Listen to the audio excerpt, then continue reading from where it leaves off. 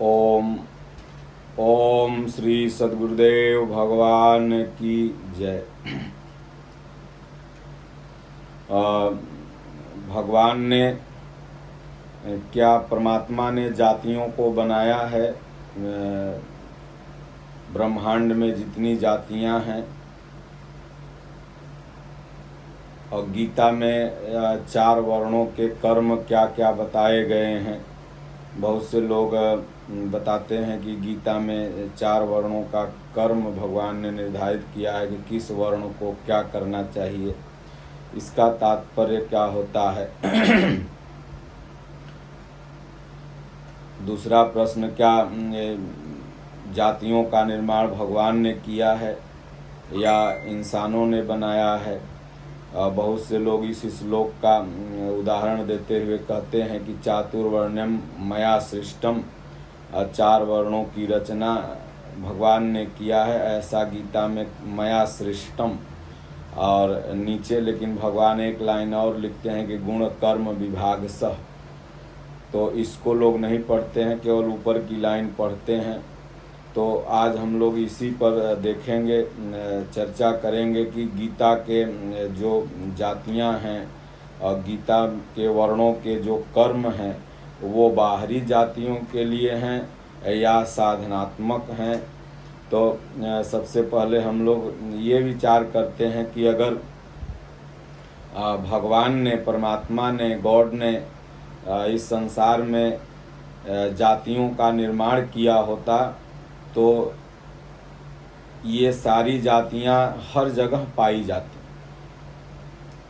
लेकिन चातुर्वर्ण्यम मया सृष्टम, 4 वर्ण, जैसा कि लोग ब्राह्मण, क्षत्रिय, वैश्य और शूद्र, भारत में ऐसी गणना होती है कि ये 4 वर्ण हैं।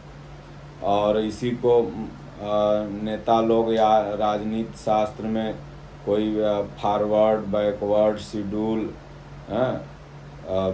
तमाम नाम लोग दिए हुए हैं। तो अब हम लोग ये देखें कि अगर भगवान ने सिर्फ ब्राह्मण, क्षत्रिय, वैश्य और शूद्र, इन 4 जातियों को बनाया तो ये चारों जातियां सिर्फ भारत में पाई जाती हैं। या भारत के जो प्रवासी हिंदू होंगे अन्य कंट्री, अन्य देशों में, तो वहाँ पर शायद ये लोग ये जात लिखते हों। बहुत से लोग तो लिखना भी बंद कर देते हैं, क्योंकि वहाँ की नागरिकता मिल जाती है तो बहुत से लोगों का नाम चेंज हो जाता है और बहुत से लोग लिखते भी हैं। लेकिन अब जापान के मूल निवासी अगर वहाँ जाके आप देखें तो ब्राह्मण, क्षत्रिय, वैश्य और शूद्र नहीं मिलेंगे। अमेरिका में नहीं मिलेंगे, इंग्लैंड, रूस, अरब में नहीं मिलेंगे। तो लोग कहते हैं कि भगवान ने जातियों का निर्माण किया, ऐसा गीता में लिखा हुआ है। तो मैं उनसे कहूं कि भगवान ने तो पूरी सृष्टि का निर्माण किया। ऐसा नहीं कि भगवान ने सिर्फ भारत को ही बनाया।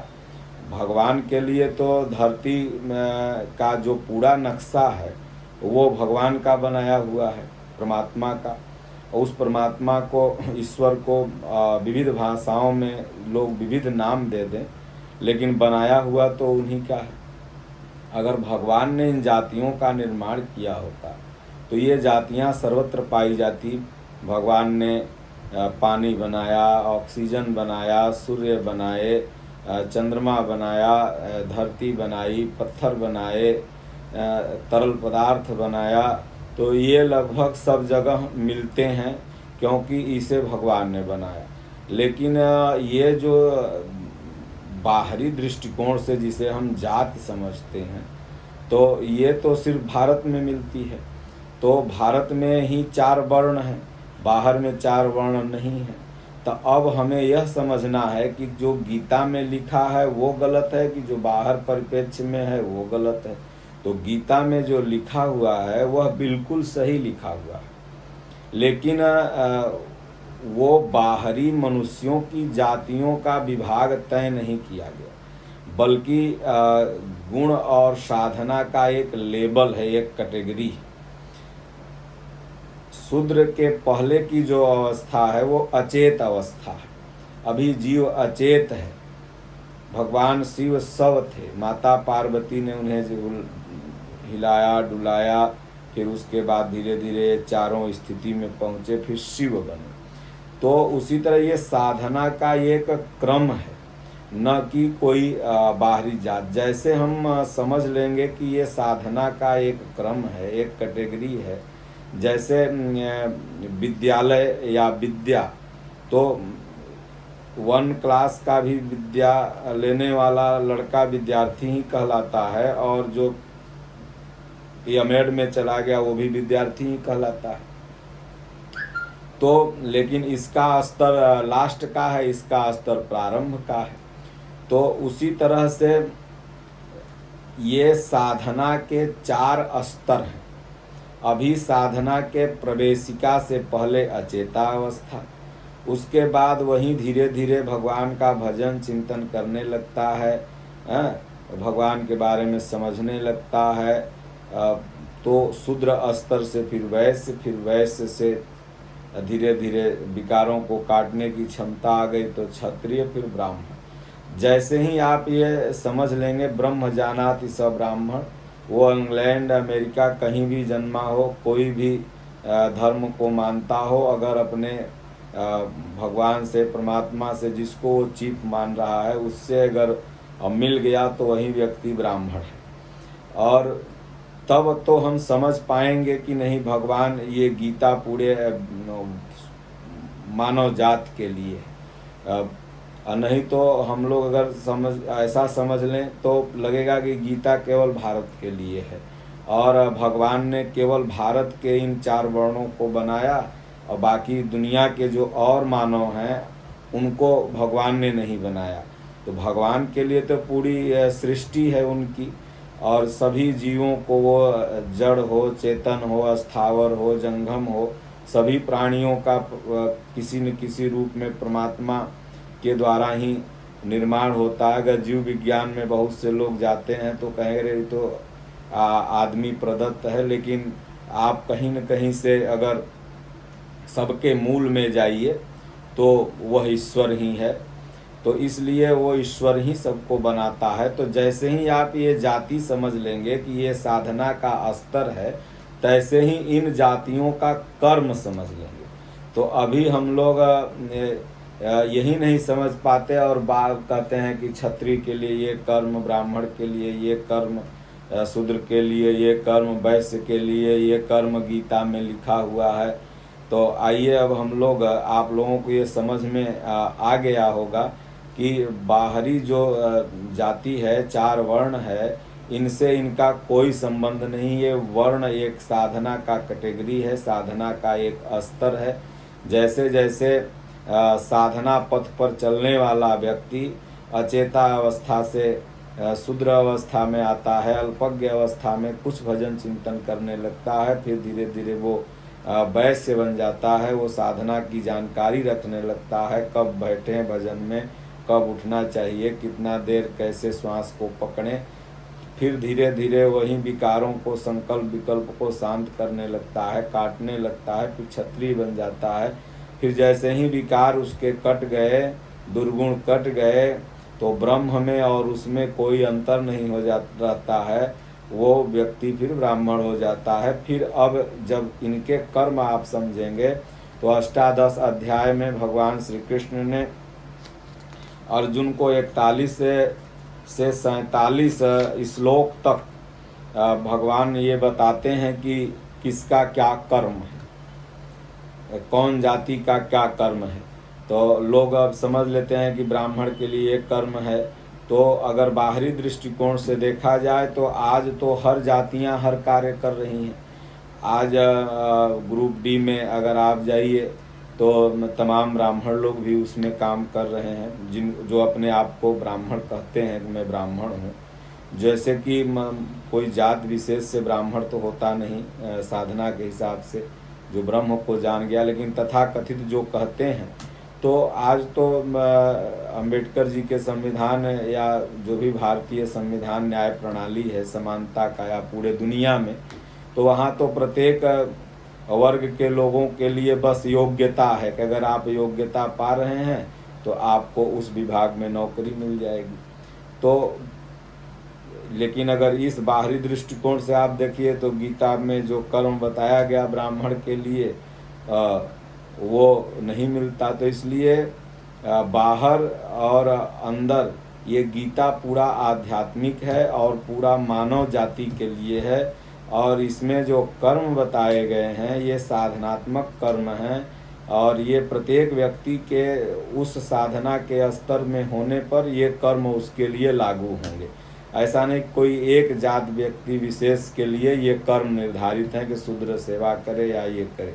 तो आइए हम लोग समझते हैं 41वां श्लोक देखते हैं कि ब्राह्मण क्षत्रिय विंसाम शूद्राणाम च परंतपः कर्माणि प्रविभक्तानि स्वभाव प्रभवय गुणैः।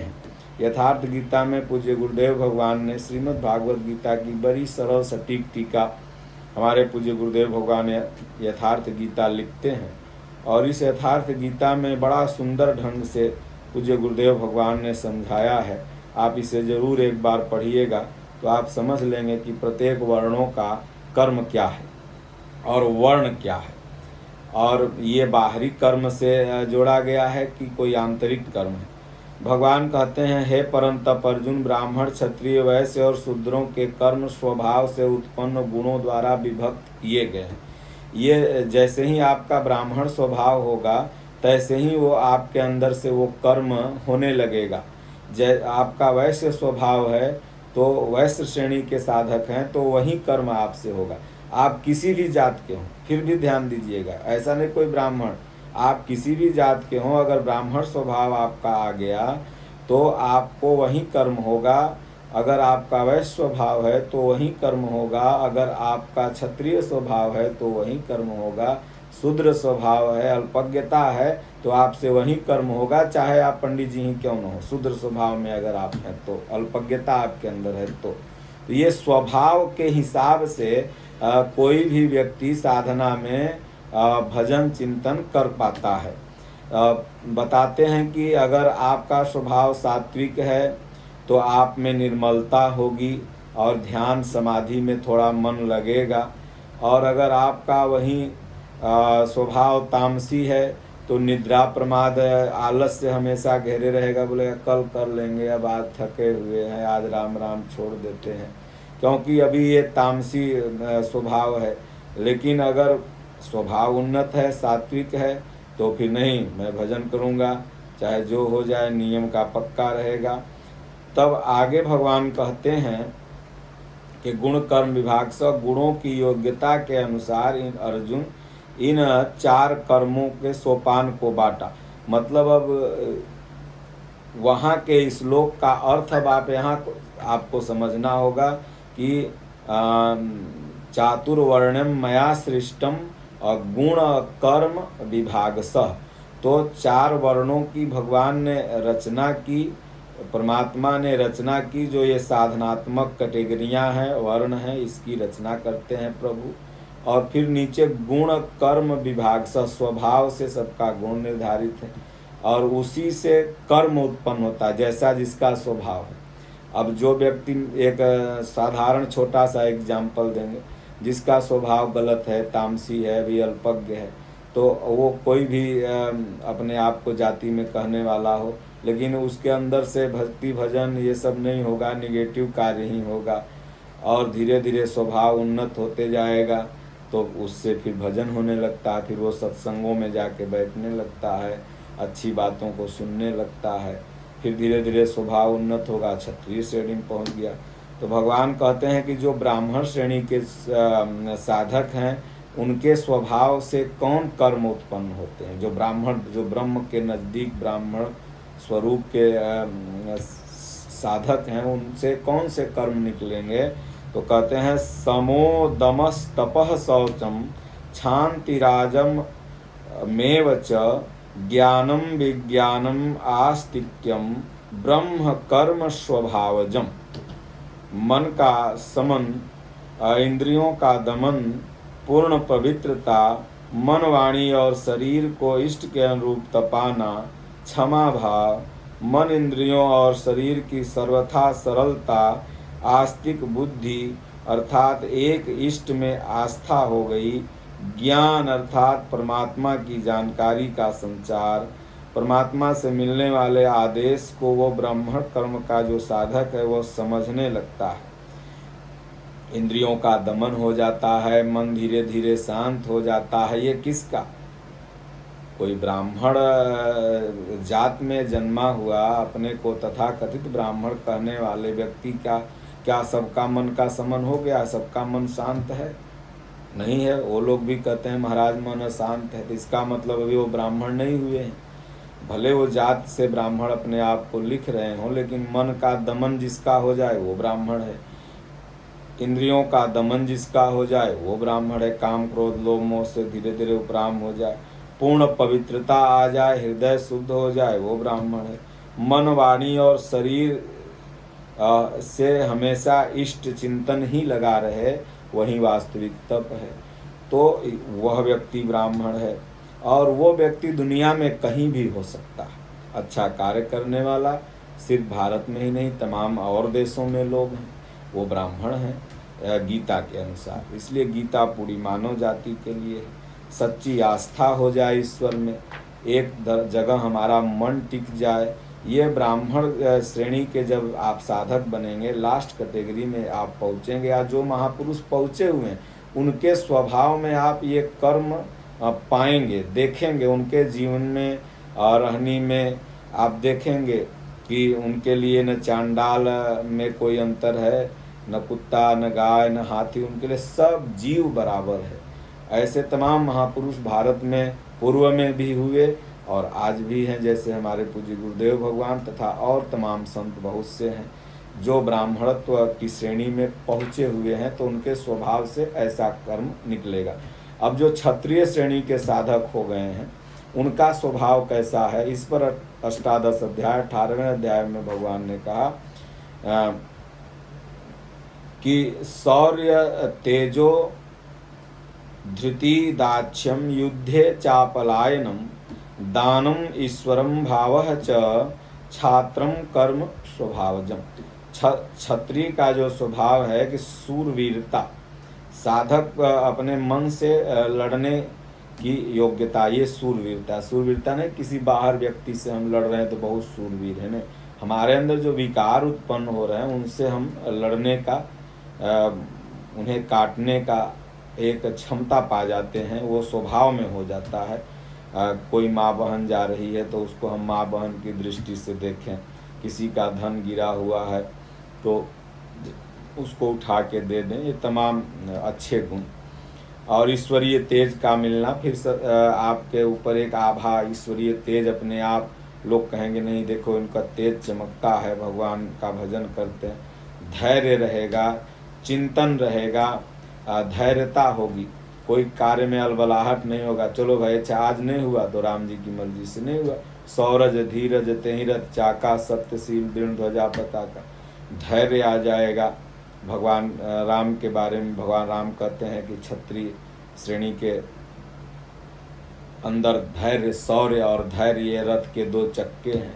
तो शौर्य माने यही ईश्वरीय तेज का मिलना, और धैर्य, तो शौर्य और धैर्य ये दो चक्का है।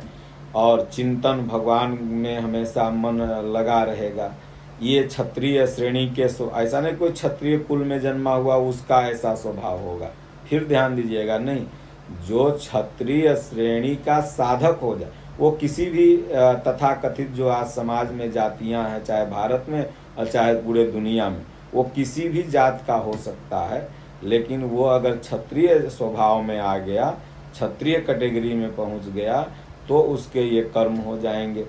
और उसके बाद प्रकृति में संघर्ष से न भागने की क्षमता, स्वभाव में दान आ जाएगा। दान का मतलब तो एक बाहरी दान जो लोग करते हैं, अन्न दान, वस्त्र दान, तो एक मुट्ठी हम अगर किसी को देते हैं तो उतनी मात्रा में संसार का परित्याग करते हैं, ऐसा पूज्य गुरुदेव भगवान ने कहा। लेकिन वास्तविक दान मन का दान, फिर मन का दान भी वो समर्पणात्मक भाव आ जाता है। क्षत्रिय श्रेणी के जो साधक होते हैं बिल्कुल समर्पित, राजा बलि जैसे भगवान को कहा, भगवान अब जो तीसरा पग है वो मेरे सर पर रख दिया जाए। अब बहुत से लोग कहेंगे नहीं नहीं ये इनका स्वभाव है, अब वैश्य को बहुत से बनिया है तो तुम्हें ये करो। आज देखिए तमाम बनिया लोग IAS IPS बने हुए हैं, डॉक्टर हैं, इंजीनियर हैं, तमाम हर जात के लोग बने होते। ये बाहरी कर्म से गीता को इंगित नहीं करती है। गीता का जो भी कर्म बताया गया है आध्यात्मिक है। वैश्य के लिए भगवान ने गीता में, अब लोग सोचे भाई ये बाहर जो वैश्य लोग हैं इनके लिए गीता में भगवान ने कर्म बताया, ऐसा कुछ नहीं। कृषि गौरक्ष वाणिज्यम वैश्य कर्म स्वभावजम। भगवान कहते हैं कृषि, गाय की रक्षा करना, ये वैश्य के स्वभावजन्य कर्म है। तो सिर्फ हम गाय की रक्षा करें और भैंस को मार डालें, बकरा को मार डालें, मुर्गा को मार डालें, भाई गाय में भी जो जीव हैं वही जीव अन्य जीवों में हैं, सब में है। इसलिए सभी जीवों से हमारा आपका प्रेम होना चाहिए। ये नहीं कि हम किसी एक जीव से विशेष प्रेम करें और एक जीव को काटें। तो सब, यहाँ तो सब जीवों में नारायण का वास है। सिया राम मैं सब जग जानी, गोस्वामी तुलसीदास जी ने कहा। तो गाय में भी जो जितने देवता विराजमान हैं उतने देवता हर जीवों में विराजमान है। इसलिए सारे जीवों से प्रेम होना चाहिए। यहाँ तक तो युक्ति संगत है। लेकिन गीता का जो गो शब्द आया है ये इंद्रियों के लिए आया है। जब वैश्य श्रेणी का आपका स्वभाव हो जाएगा तो कृषि, आपने कितना भजन किया, चिंतन किया, ये भी एक कृषि है। कृषि निवारहि चतुर किसाना, जिमि बुध तजहि मोह मद माना। तो ये जो भजन चिंतन आप करें ये भी एक कृषि है, ये भी फसल है। जैसा लोग कहते हैं जैसन बोले बा या कर्मवा जैसन कैले बा वैसे नहीं न कटबा, ऐसा लोग बोलते हैं। तो यह भी एक कृषि ही है।